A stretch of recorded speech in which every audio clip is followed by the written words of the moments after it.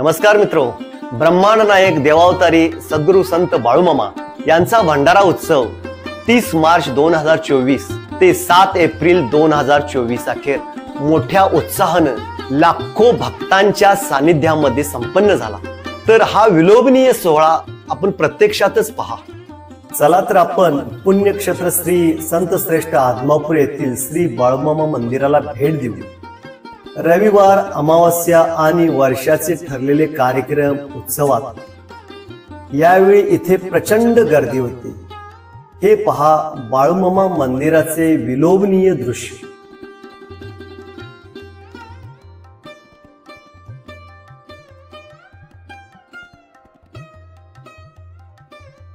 या भंडारा उत्सवाचा आनंद भक्तांच्या भंडारा उधळणीने आपणास पाहावयास मिळतो।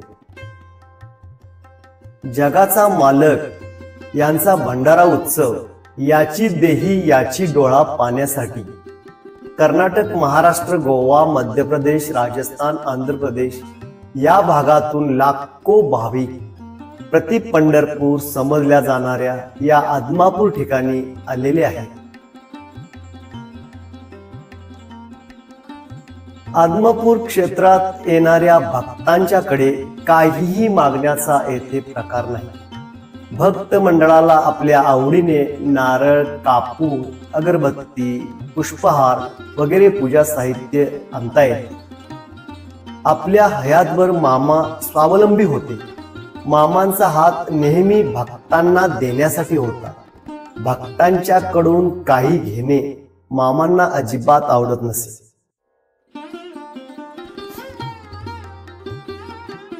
सामान्य माणूस सदाचारी व्हावा, त्याला ईश्वरी सत्तेचा धाक वाटावा, त्याने काही उपासना करावी, हे मामांच्या आचरणाचे व शिकवणीचे सार आहे।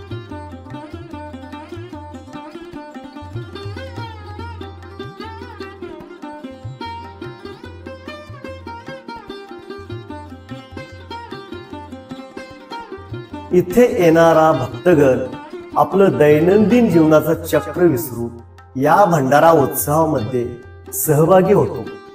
यामध्ये आपल्या माऊली भगिनी सुद्धा काही कमी नाही बरं का। महिलांची पारंपरिक फुगडी, भंडाऱ्याची प्रचंड उधळ आपणास येथे पाहावयास मिळते। सर्वांच्या चेहऱ्यावरील अमाप उत्साह, त्यामुळे मान पान, गरीब श्रीमंत, सुंदर कुरूप, गोरा काळा असा कोणताच भेदभाव इथं शिल्लक राहत नाही। सर्वजण मामांच्या भंडाऱ्यामध्ये एकरूप होऊन जाण्यात स्वतःला धन्य समजतात।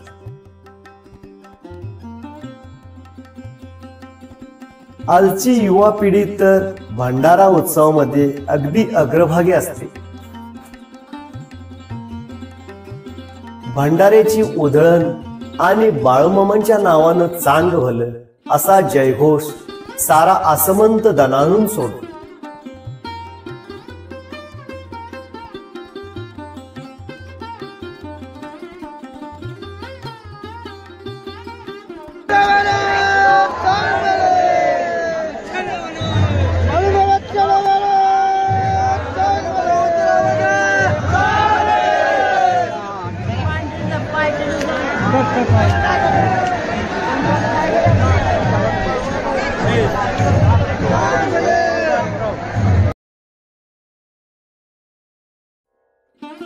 बाळूमामांना आपल्या भक्तावर त्या काळी कृपा करायची असेल तर पहिल्यांदा शिव्या देणे किंवा विडी देणे किंवा कन्याचा प्रसाद देणे किंवा भंडारा खायला देणे असे मामा करत।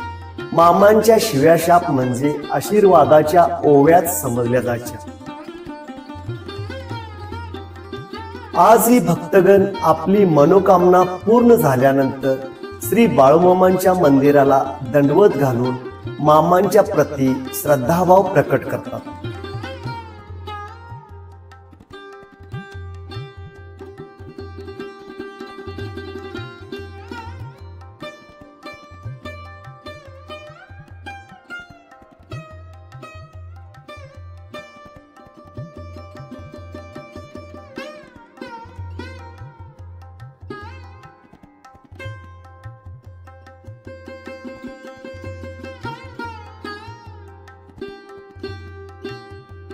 तसेच आजही करणी पिशाच्य बाधा या पवित्र ठिकाणी आल्यानंतर निघून जाते याचे हे ताजं उदाहरण।